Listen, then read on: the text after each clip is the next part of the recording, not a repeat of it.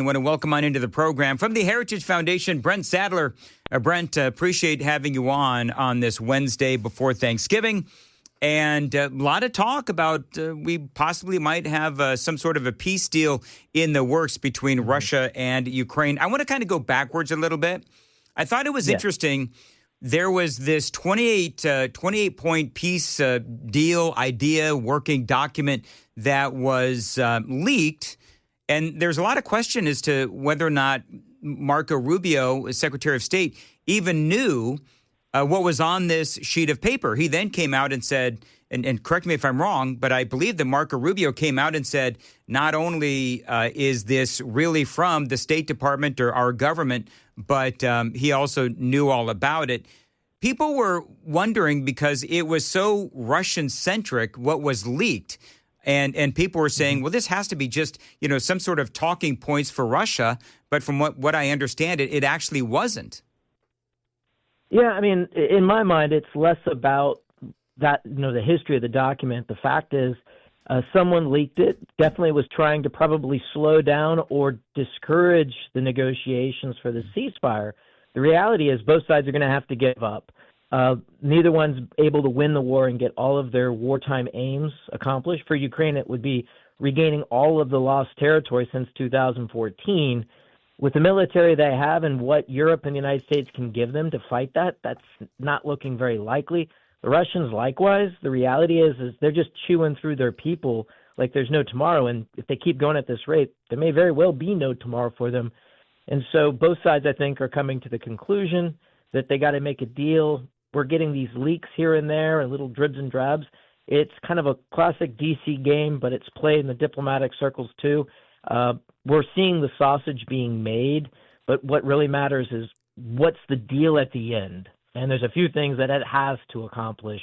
And the number one goal for American interest, it's got to be a sustainable peace. Okay, so I'm glad you ended with that statement because here's my question. Hasn't there things happened in the past with Russia where they have signed on to peace agreements, but then they just decided because an administration changed or a leader changed that they decided that the previous peace deal was then null and void and they turned on their aggression again? Yeah, the Minsk Accords come to mind, but the Chinese do the same thing. I mean, the reality is in the real world, you have to trust but verify. And at the end of the day, it's the size of the hammer that you have that keeps people in accordance with any treaty or any contract that you sign between independent nation states. And so unless that hammer is ready to be used, folks like the Russians are not going to necessarily adhere to it. So it has to be a sustainable peace. The only way you get to that is for the Ukrainians as well as the Russians, that line of control where the fighting stops. And in the interim, until a formal border is acknowledged or agreed to, it's got to be such a situation such that if the Russians decide to reinitiate hostilities, it's going to come with so much risk that they'll be deterred from doing so. And it really matters where that line is. And so it's good to see Secretary of the Army, the Chief of Staff of the Army have been traveling to Ukraine to see with their own eyes, to hear from the Ukrainian military folks where are the most defensible and where's the risk if they give up too much territory along that front, or where they shouldn't give up any ground. Well, and that's the question. It seems to me as I'm watching this from afar that both sides seemingly have no willingness to give, right? So Crimea, I should say Ukraine, Zelensky wants Crimea back. He doesn't want to give up Luhansk. He doesn't want to give up the Donetsk regions, and I may be mispronouncing these areas. But they're refusing to give up some of the land that they've already lost, including Crimea. And Russia wants not only that land officially to be theirs, but also there's in this peace plan, there is also land that wasn't even being fought over that Russia was demanding. I mean, the reality is we're probably going to see something come out of this that's like Kashmir. Neither side, the Indians or the Pakistanis, acknowledge the other side's control over all of Kashmir, but yet largely there's been peace and flare-ups from time to time. So we have to be ready for that potential kind of a peace, never really a full end of the war. Same thing's true with North and South Korea. For many decades, after the Soviet annexation of the Baltic states was never acknowledged, but yet we still dealt with the Soviet Union and treated them as if they were a single country, even though we didn't officially recognize the Baltic states annexation. So there's a lot of diplomatic approaches to try to address what could be a long-term but a totally unsatisfying official border. But at least the fighting can stop and allow that diplomacy and perhaps a new kind of détente between the Ukrainians and the Russians to settle in. But again, I come back to the end. You got to have that hammer, that military hammer, ready to ensure that the Russians stay and adhere to whatever agreement is so that the fighting does not resume. And of course, a defensible front line is key in that. So then the question, of course, becomes, okay, are those NATO troops? I mean, I don't think anybody wants to see U.S. troops on the ground, obviously. And I don't know how many, there's been a meat grinder of a war. That seems to be the phrase. And so does Ukraine have any, how many soldiers do they have left?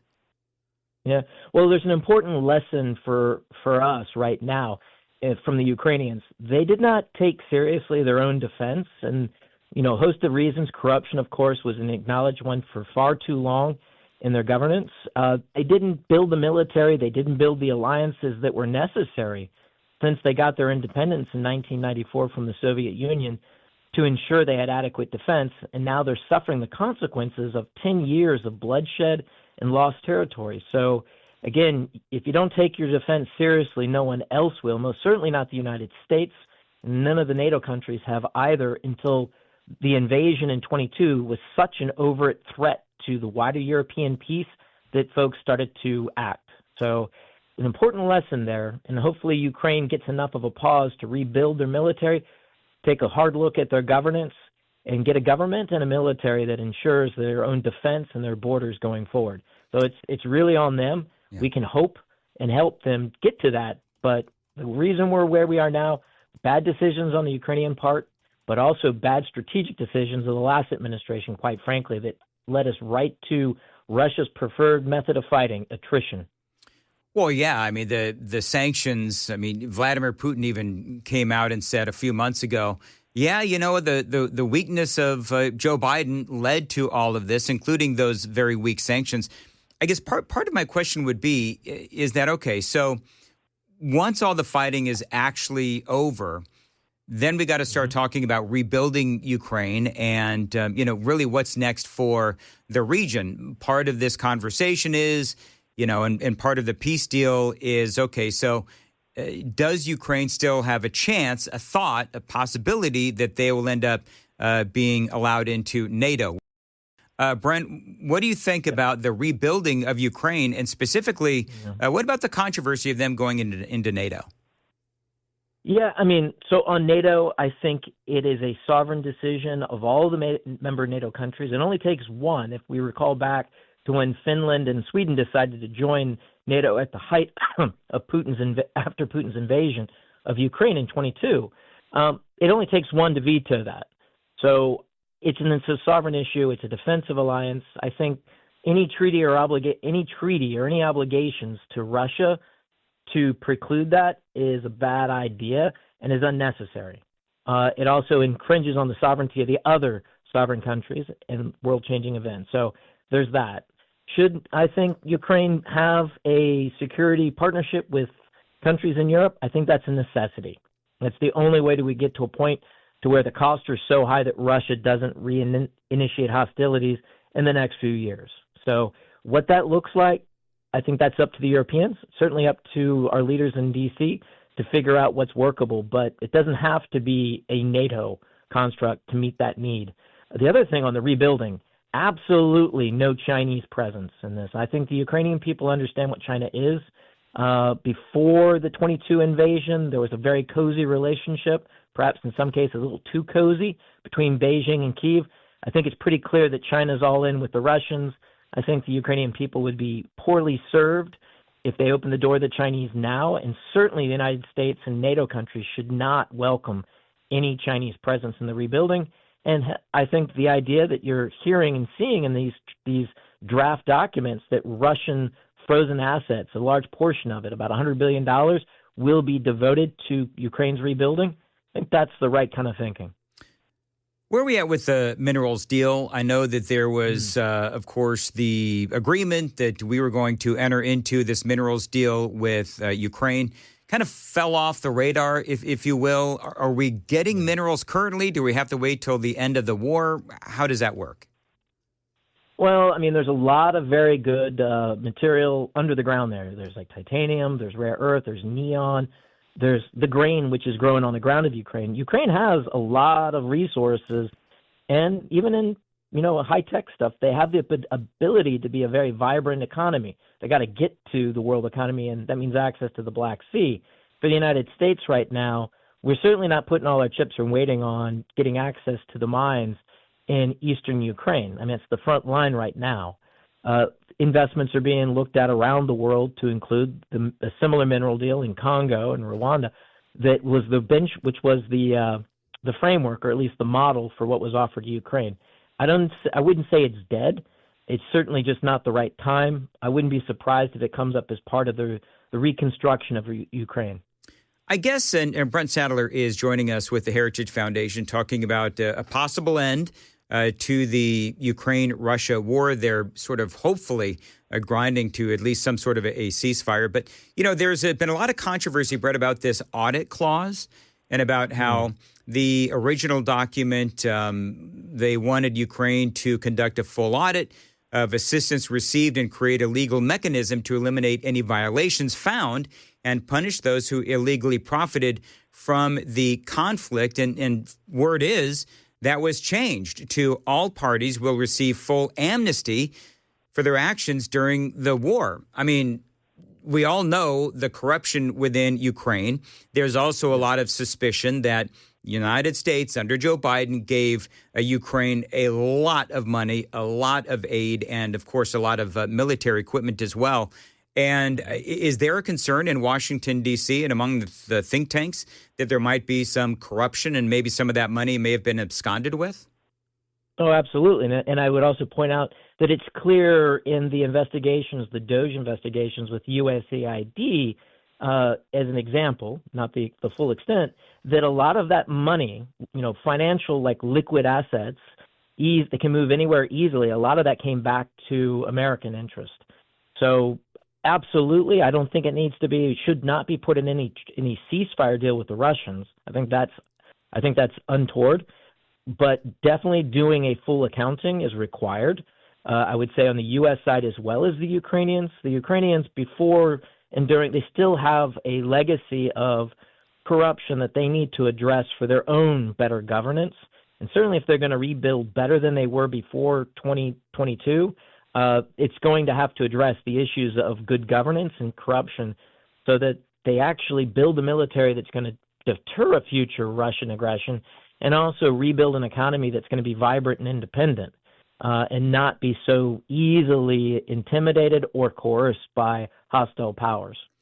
So what happens? I was talking to a bunch of friends of mine, and we're all just a bunch of political nerds and foreign policy, fans and all that. So, we're trying to think, okay, so what is next for Zelensky? Is this going to be the kind of thing where, okay, the books looked a little cooked, and he is going to be able to, fly off to some, resort Caribbean island to live the rest of his days while we all try to figure out what in the world happened. But he's not ultimately charged with any crimes, or he goes off and is protected in some foreign land.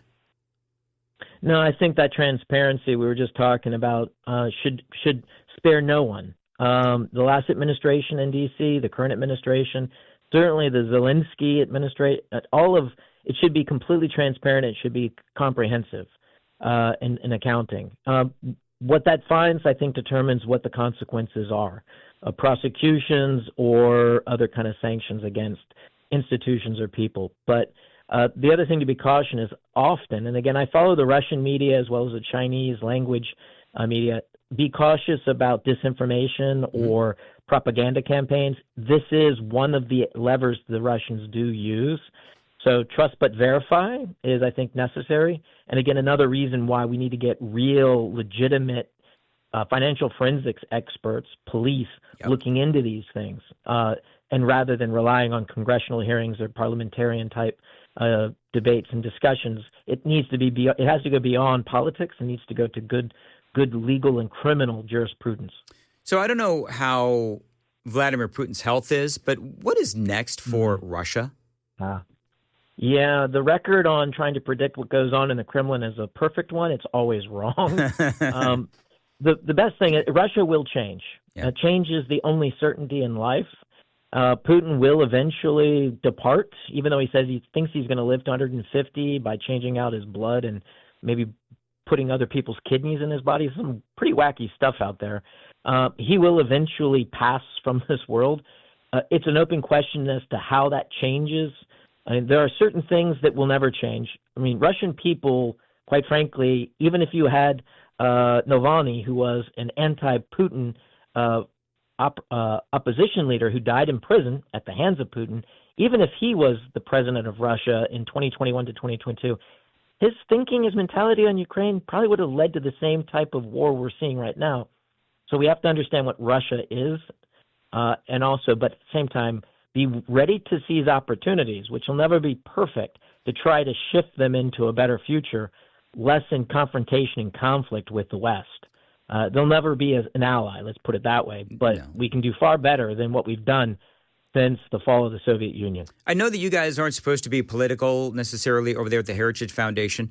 Can you, in like 90 seconds, compare and contrast Donald Trump's way of handling this versus Joe Biden's?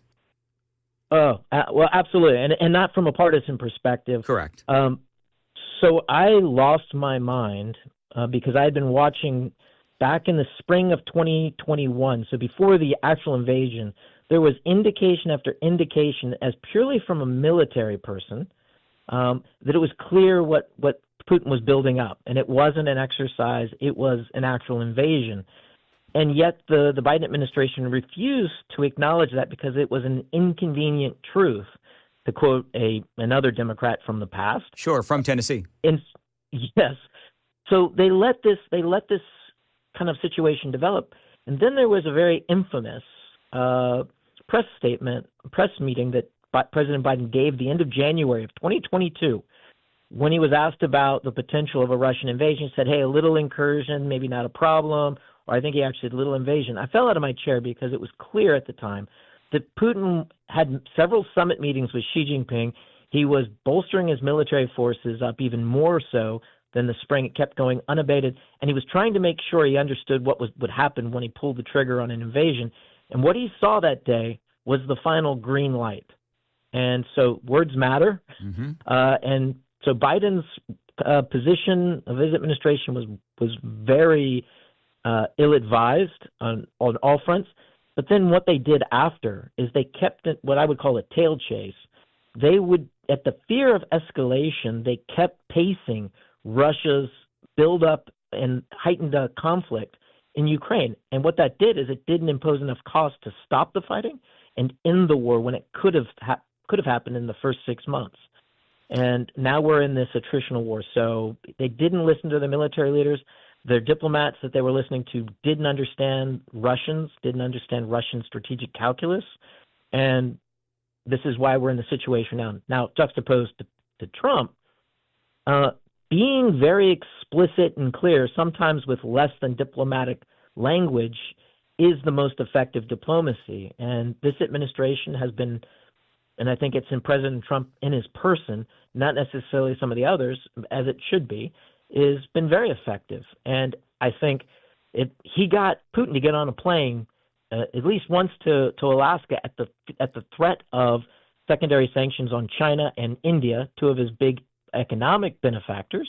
One would say China is also militarily, supporter as well. Yep. And then almost got him on a plane again to go to Hungary to meet because of the threat of these sanctions or the threat of weapons going to Ukraine, Tomahawks. So, his diplomacy has been effective, but at the end of the day, it's, do we get a lasting peace that addresses American national interests? We got a potential war in the Pacific right over the horizon with China. That's the one we need to get a pause on this, build up our arsenal, and make sure that we can stand down the Chinese before a war breaks out there, because that will be a multi-year war that will be killing Americans directly affecting our economy and our way of life for several years. That's not going to be a short war either, but it's preventable still. But we gotta disengage smartly and refocus in the Pacific. Brent Sadler, great information, and hope you have a great Thanksgiving, and we'll talk to you again soon. And fingers crossed on Russia and Ukraine, right? Absolutely. Have a happy Thanksgiving. All right, you too. See you later. You know, it's so funny, Joan. Happy Thanksgiving. We're about to go to war with China. That's not exactly what he said. But hey, let's all talk about it around the Thanksgiving dinner. You know what? That could be nice, good political talk. I think that we should skip the war with China discussion. Yeah? Yeah. Do you know what we ought to do? If you've got like some liberal relatives that are like coming in, maybe what you do is you put like a little shirt on the ham that says "Make America Great Again." Wouldn't that be funny? Like a "Make America Great Again" maybe like ham snuggle thing. The napkins should be the red "Make America Great," or even the napkin ring should say "Make America Great" on them. Yeah. I mean, what could you do to trigger the liberals coming over for Thanksgiving dinner? Or those little sometimes when you make a presentation of a turkey and you have the I don't even know what they're called, the things on the feet, the paper things on the feet. Yeah, the little paper things on the feet. Yeah, they should be. Brian Wilson joining us. It is our favorite turkey, Brian Wilson. Oh, man. Hey, gobble, gobble, everybody. I'll tell you what. Listen, Brian, I can only imagine the big old turkey spread at your house. And if you do your turkey the way you eat your steaks, I think it's going to be an amazing day. Cabana Wife is actively working on the turkey now. There's a process called brining, which you have to do with a turkey. Brianing? Is that brianing? Well, I see. And every time she says brine, I go, what? She said, no, I'm going to brine the turkey. What? Anyway, she's going to brine you.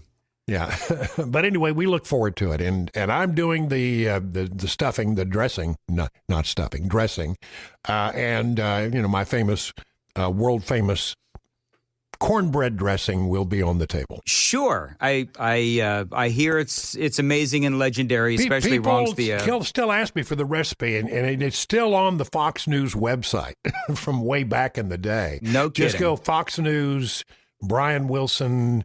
Thanksgiving dressing, and it'll pop right up. You know what's going to happen right now, Brian, is Joan is going to look this up and correct you on how you make your dressing or stuffing.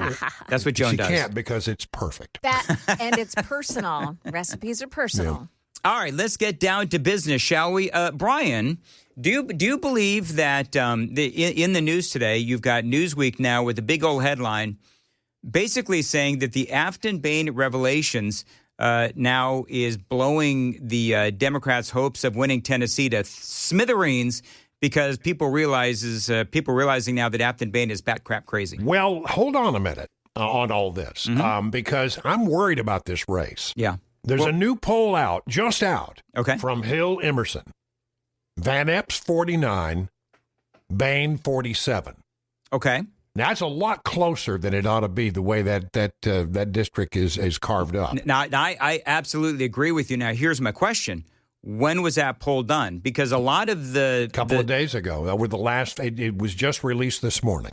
So a lot of these revelations that have come about with Afton Bain, they have been in the last couple of days. And so look, I mean, she's got real problems here, but I mean, here's so do the Republicans, though. So do the Republicans. Yeah, that's true. But I'll tell you what I think the real problem here is that the Democrats are motivated on this because Democrats right now are angry, and angry voters go to the polls and cast their ballots.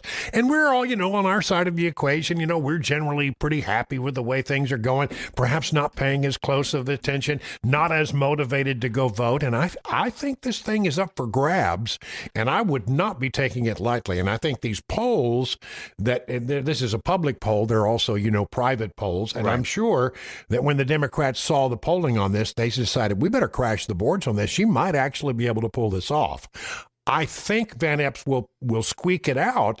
But I think, we cannot be lackadaisical about this. We, on our side of the equation, need to get out there and vote, and today's the last day of early voting. Yep.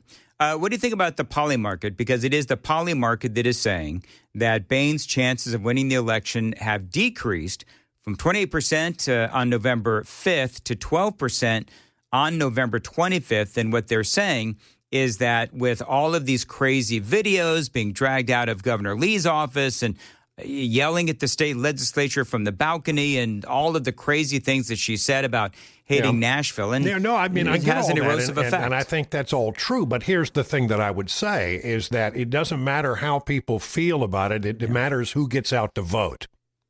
And we just can't take a chance here. We cannot have this woman, this wackadoodle, as our congressperson. Wackadoodle. I call her wackadoo.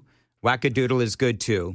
And I do wonder if she realized when she started all of this that she would be putting herself into a situation where she was embarrassed on a national stage.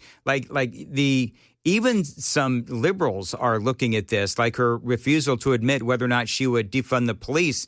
They're looking at her a little cross-eyed. Yeah. Listen, she would be a disaster as a congressperson. She's a little bit of a whack job. It seems to me. When you listen to some of the things that she says and the way she comports herself, she's really out there. I mean, she's really out there. From one standpoint, as somebody who covers politics, it'd be fascinating to see what happened, and they give us plenty to talk about, but I'd rather not.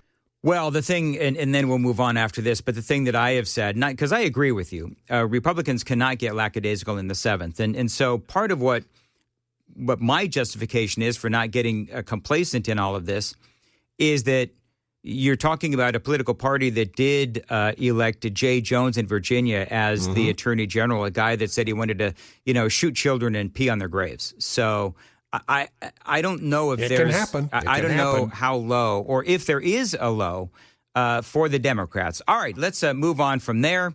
You told me yesterday that I have got to watch this documentary, Age of Disclosure. I'm going to try to get it done. I've got no shows, Brian, for 4 days, which never happens. And so I may try and watch it. You've got to watch this documentary. And here's the problem. It's some of this stuff has been out there, but the director did a great job of putting all this information together in a very compelling way and adding new stuff. And it's about whether or not there are UFOs. And listen, you watch this thing and you're going to hear from 34 really, really smart people. I mean, we're not talking about hillbillies with missing teeth. We're talking about the Secretary of State, people who served as an admiral, who served in the Navy, and they lay out that we are not alone in the universe, and that we are that this has been going on since the 40s. The United States has had a program of retrieving crashed UFOs and reverse engineering them. And that everything from that you've ever heard from Roswell and 47 on is likely true. That there really are people, visiting us on this planet. And when you walk away from that, you go, I can't believe it. But the one thing, if I may, there's one clip that I want to play for you about an incident that occurred at Holloman Air Force Base, and the source of the information is former President George Bush, who also, remember, served as director of the CIA during the Ford administration. Listen, it's about 45 seconds, and it's pretty compelling.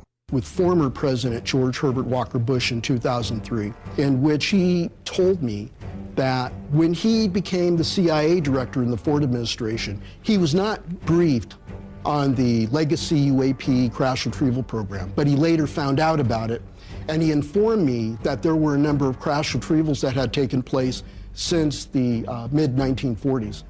And he also informed me of a UAP event that took place at Holloman Air Force Base in 1964, where 3 UAPs approached the Air Force Base. One of them landed on the tarmac, and a non-human entity deboarded the craft that landed and interacted with uniformed Air Force and civilian CIA personnel. And when he asked for more details, he was told that he did not have a need to know. Wow. I mean, this guy is Eric Davis. He's an astrophysicist who, they've checked out his background, actually worked on the UAP retrieval program. And you will see people who are incredibly credible look you straight in the eye and say, I have seen alien beings. And I mean, and you know, these are not wackadoodle people. These are very, very respected people. So why won't the government come clean? Well, it really comes down to this battle that we have going on, if you believe what the documentary lays out, and I do, that we have retrieved, the Russians have retrieved, the Chinese have retrieved. We're all actively out there in sort of a secret Cold War to reverse engineer this stuff, because the country that gets it first will have a huge military advantage. And it's like, they say it's like the Manhattan Project on steroids, and it's been going on for years. And if we reveal what we know to the American people, we are also revealing what we know to the Russians and the Chinese. However, there's a word going around. I mean, apparently W. Bush convened several meetings when he was president to discuss whether or not they should reveal it. And they ultimately decided not to. But we hear there's a rumor going around, a sort of a report going around from the director of this film that indeed Donald Trump and his administration is also revisiting the matter to decide whether or not they should have a disclosure. It would be pretty earth-shattering stuff if they come out. If the president of the United States comes out and looks everybody in the face and says, "Yeah, we've been interacting with aliens since the 40s." Yeah. Do you think pretty amazing stuff? Do you think China and Russia have had their own encounters? Oh yes, I mean there's a little doubt about that. Yeah.